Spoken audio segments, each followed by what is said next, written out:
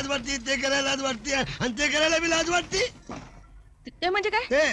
ते म्हणजे हे ते म्हणजे उद्योगधंदा, व्यापार.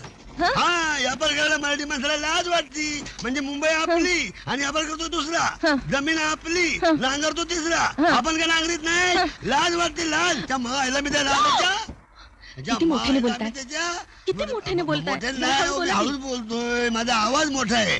हा, मला काय करायचं, हे घ्या घ्या घ्या घ्या, जमा करा घ्या. हा, काय चला बाय, चला आणा आणा आणा लवकर.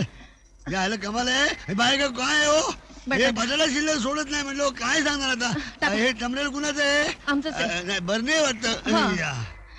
तुम्ही दमलेल दिसताय नाही. हा, चला गाडी आहे का?